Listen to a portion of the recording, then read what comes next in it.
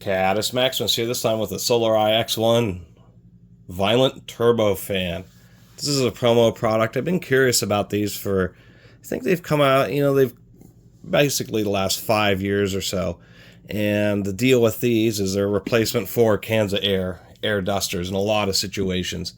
And the nature of these things is really the Chinese have started building what are known as Swiss screw CNC machines, which are extremely high precision CNC machines for making small parts. And so what they've been able to do is manufacture both brushless motor hubs as well as these aluminum fans with a high enough precision to where they can spin them up well over 100,000 RPM. And it seems a lot of these are in the 100,000 to 200,000 RPM.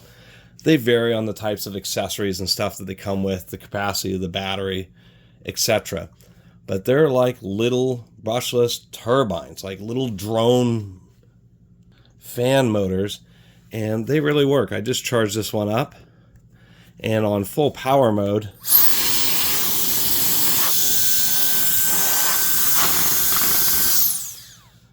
they are noisy, but man, just the fact that this fan spins so fast that they can get a significant amount of airflow and a decent amount of compression. If we pull off this kind of basic nozzle, it has a few different nozzles. One is super restrictive. It's for like inflating toys. And then we have another secondary reduction, which is about the maximum, and they kind of snap on, that it takes. If you restrict the output too much, then it starts backflowing. You actually feel air coming out of the back of the fan. But these actually have enough power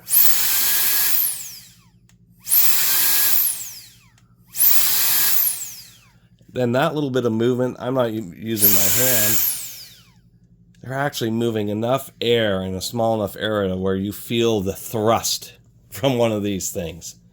So besides just the general machining of the fan, the other high degree of precision is we can see that the fan is running inside. It's known as a ducted fan because it has some kind of shroud. There's there's probably 2 or 3 thousandths of an inch of clearance between the tips of the fan blades and the outer housing. So very tight seal. And it's known as a rotor stator, kind of like a turbine. Just like this fan, it spins this way. And then we have these guides that are actually in the opposite direction. So as the air comes past the end of the fan blade, it kind of gets cut off and ensures that it gets sent out more in a straight fashion out the back of the fan. And that's exactly what we're doing here. It's kind of hard to see, but what you're seeing, the blades that you might see on this side, maybe I should get a light. Here we go. You can just see in there, that's actually the stator, and it helps increase the airflow. So these things have always kind of intrigued me because I've gotten tired of cans of air. It gets expensive. Don't really like the fumes. Every time I use it indoors, my little organic compound air quality meter goes crazy. And so for general dusting purposes, I've always kind of wanted to try them. As I was saying, depending on what you get, these things can be $50 to $100. They're charging a lot of money for them. And it isn't the battery or the little electronic controller. The expense is the motor and the fan, because they have to be so well balanced to really work at all. It's an expensive manufacturing process. So that's why they come in all these, really nicely cut out foam here. We have a nice bag to carry it in. So there's a variety of these. The worst thing about this one is it has these blue LEDs when they should have been white, and they should have had a white LED right in the center. That's my criticism of the particular design. The other criticism is since whoever's manufacturing these motors, well, I can't even get that very tight. There you go. You want to get that tight. Snap that on.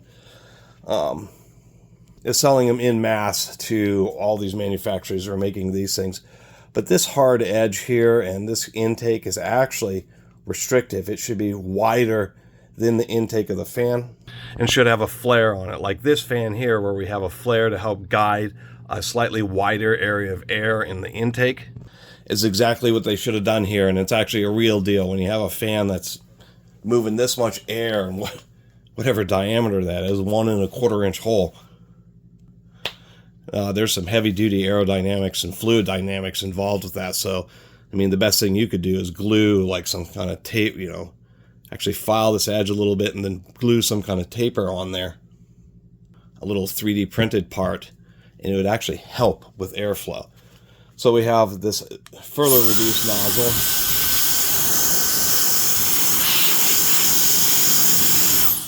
And that's where it seems to be balanced with.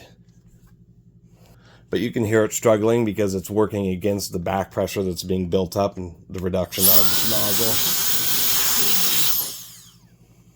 And the deal with the bit more expensive ones is they may have a little bit faster, a little bit more pressure, but generally speaking, these are great for dusters. They just don't offer the really high concentration of pressure in a very small area because of the straw, nor the ability to get into tight vents and stuff. So you'd really kind of want to have a can of air around. But this, and rather than using the can of air for the bulk dusting, it's specifically reserved for the really tight areas where you need a lot of pressure in a small space, where something like this may not work out the best. But for cleaning computers and stuff, these are fine. So as I was saying, they vary with accessories. Some come with a big variety of nozzles. This one, they're coming with actually a surprisingly nice bag. And to tell you the truth, I kind of like their idea here. Whereas they're just giving you a few basic or a couple of basic nozzles. I guess the one that comes threads in is a third. And instead, actually there's a ton of stuff in here. They're giving you like this massive brush kit. This little brush, this brush, this brush. They like went online and just got every brush you could. This little brush, I guess a bigger sweet brush. A fan brush, a weird little double-ended brush. They really did. They were just like, we're going to throw in and get a bunch of shaver brushes. And even this brush, which is a really fine strand. Wow. Let me pick all these up here. That's the other reason I took it. Not just because it was like, I've never had one of these, and so I got offered a free one, so I took it. But I thought, you know, it's bulky, but at least it has a halfway decent battery capacity. What do we have? 33 milliamp hour, 3300, I should say, or 3.3 amp hour at, well, that's input. Oh, they need to be better about the labeling, because this is a 7.2 volt fan, but they're rating just the input for the charge. Can't put a lanyard on it. That's a good idea. But I digress. Like the idea that it comes with so many little brushes. Actually, that wasn't even all of them. Here's another one. Like a dozen different little brushes.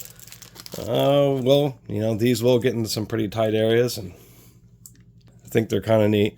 People have asked me before why some of these have these hand items. These are actually, this little hand thing is to get out dust bunnies themselves. Here we go, we'll clean up this ancient computer.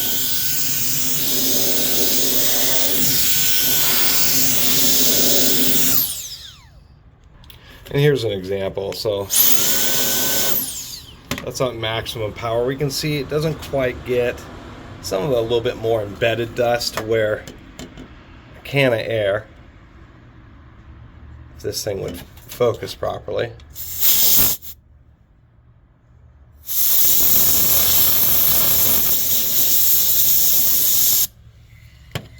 So the can of air has just a little bit more pressure.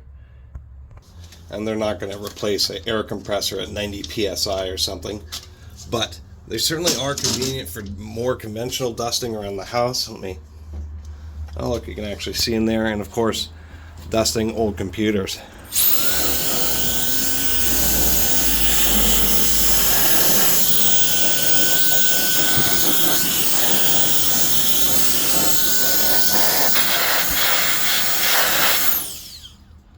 That was really dusty. You know, in areas where you have tight heat sinks and air. That's where the cans and using a special dusting nozzles with air compressors would help, but this still aren't too bad, particularly because it has so much more CFM. It moves so much air, it's really fast.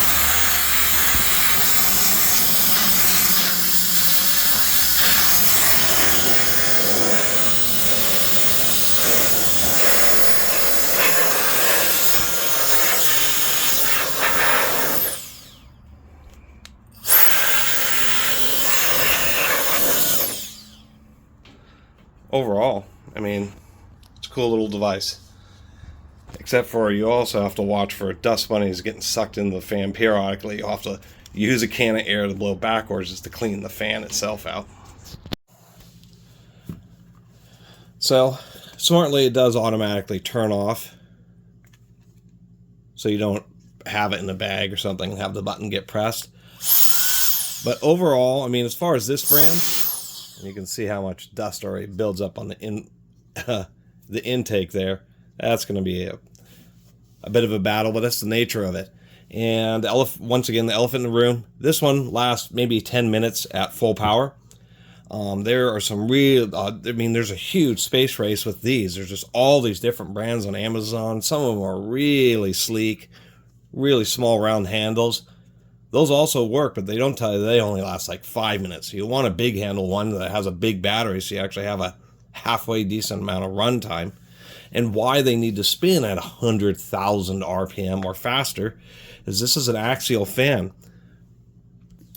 It has to spin fast because the blade only has a small distance that it can chop the air and send it through. So if you want to have both high pressure and high flow, they just have to spin at screaming speeds, relatively speaking.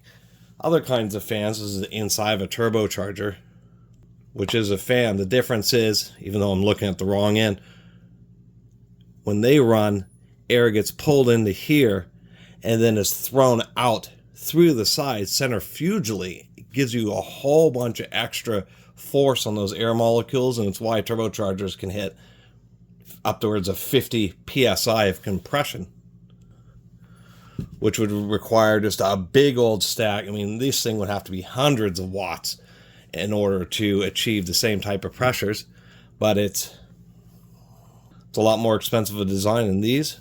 They're actually good enough. They really are good enough. I mean, even going around the shop and blowing off, blowing sawdust and corralling dust bunnies if you have a hardwood floor. It's still just kind of neat that now, as kind of cheesy as these initially seem, they actually have enough power now. I mean, you can see it's denting my skin. They have enough power and airflow to be useful little tools. And they're just kind of a neat thing that's really enabled by lithium-ion batteries. And their high power output for low amounts of space and weight. I wonder if I can show this here. I can. If I can hold this steady.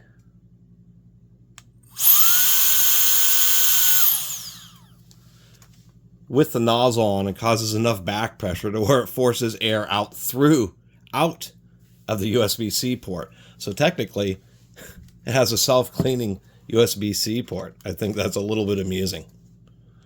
So versus an air compressor, it's just for basic dusting, cleaning off workbenches and that type of stuff.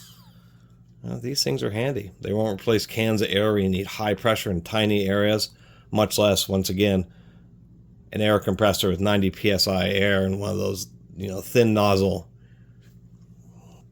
air tips. But versus all this is just something you can take and clean out your car or dust over the dashboard and other hard to reach areas, blow all those little potato chip and french fry particles out from between the seats, etc.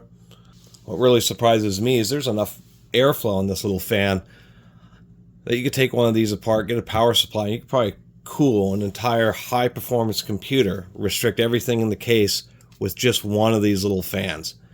I think this would move enough CFM to do it. And I'm surprised none of those big time YouTube channels haven't done that yet. Anyway, thanks for watching. You'll find a link down in the description.